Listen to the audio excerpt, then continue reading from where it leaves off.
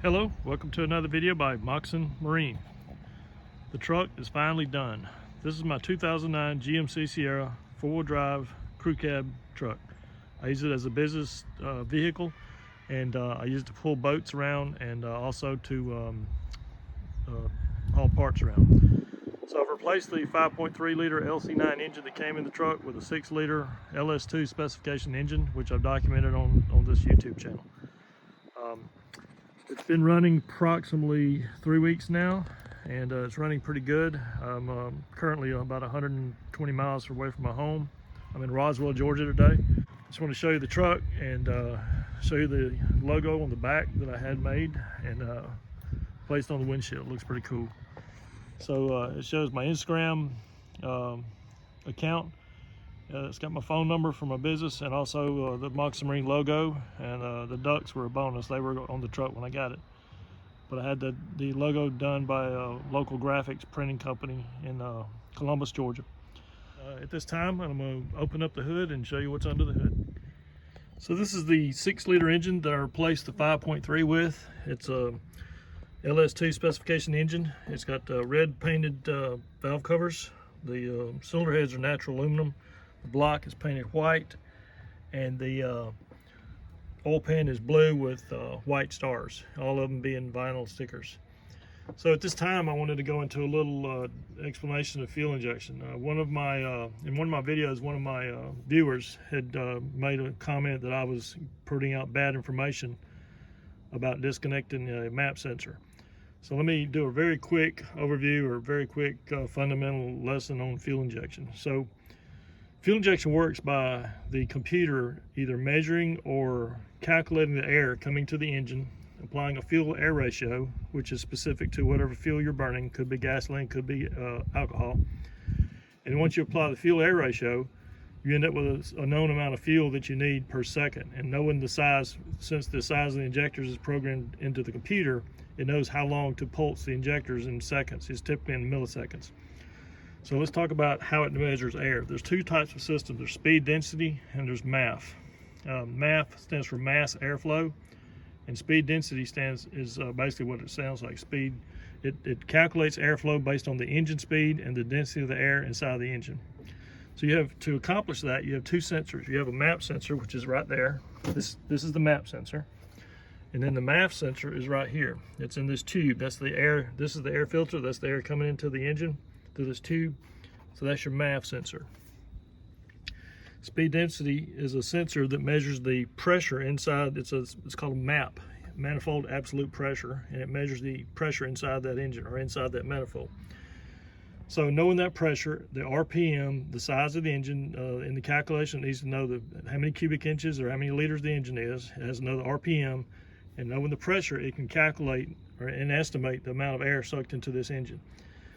Also, at the same time, these engines use a MAF sensor, so it's using a combination of both MAF and MAP, or MAF and speed density, to have what's called a blended value of airflow. So it takes that blended air, applies the air-fuel ratio, and you end up with a result of the amount of fuel that it sprays into the engine.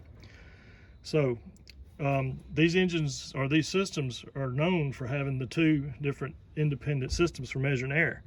However, you can disconnect one or the other and it will still run on the other sensor. So for example, if I were to disconnect the MAP sensor, it would continue to run on the MAP sensor. Vice versa, if I disconnect the MAP sensor, it will continue to run on the MAF sensor. And so that's what I was saying. So the reason in this particular instance, since I have a 6 liter instead of a 5.3, the computer thinks this is still a 5.3, so it's going to be about 13% shy on estimating the airflow using the MAP sensor. So what I did when I first put this engine in and cranked it up, I disconnected the MAP sensor because I don't want the MAP sensor calculating the wrong airflow into this engine. So it was running off the MAF sensor alone when I first ran it. The MAF sensor doesn't care what size the engine is. It's measuring the airflow coming through this tube. This could be a 1 liter, it could be a 10 liter, it doesn't matter. The MAF sensor measures the air directly, and so you get a direct measurement of air, so it doesn't matter what size the engine is. So that's why I ran it on the MAF sensor alone when I first cranked it up and broke it in. I basically broke it in for the first week on the MAF sensor alone.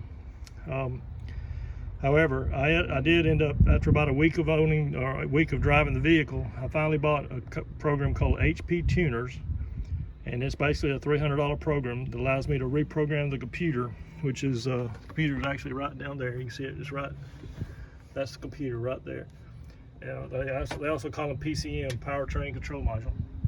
So I reprogrammed the computer and changed it from 5.3 to 6.0 liters.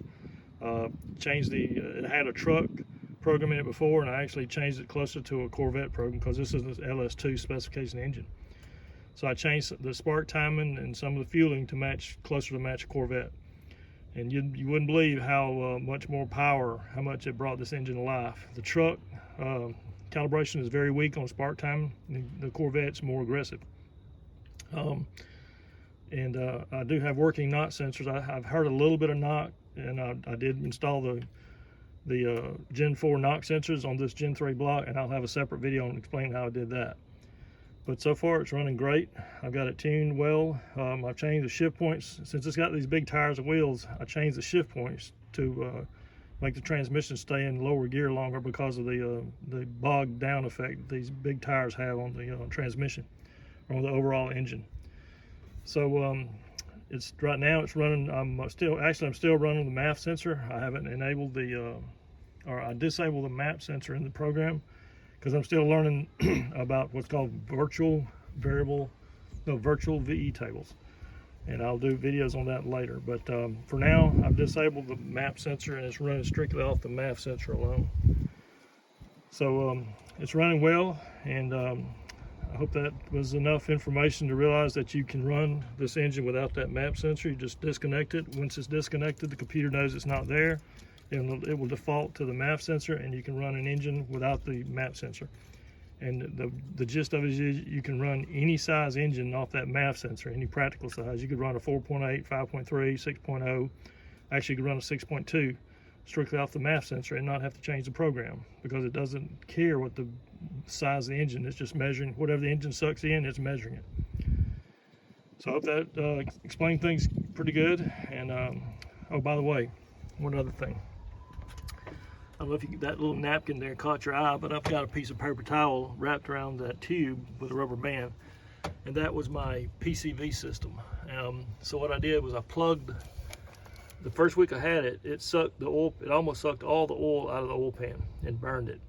I was getting a lot of blue smoke coming out the tailpipe, and I was shocked to find out one day. I went to crank it up about a week later, and my oil pressure was dropping a little bit, and I checked my oil, and it didn't even show up on the dipstick. So what's happening is that the engine is sucking the oil out of the engine. The engine's sucking the oil out of the crankcase when this hose is connected to that hose. So what I did is I plugged the hose. That's the vacuum side there. I plugged this vacuum hose, and I just covered up what left of that hose with a napkin to keep dirt and stuff going inside the engine. And right now it's just vented through. It's actually being vented through this hose right here, right there. The hose there is connected from the air tube inlet down to the other valve cover, and that's basically how my engine gets rid of engine pressure right now. So I'm going to deal with that later. Right now it's running fine. It's not burning any more oil, and most people put on what's called a catch can. I'm not going to do that. I'm going to have a separate way of fixing that, which I'll do a separate video on. So hope you enjoy the video. I'm enjoying the truck, and I'm going to do more videos on LS projects in the future. Thanks for watching, and subscribe if you enjoy my work.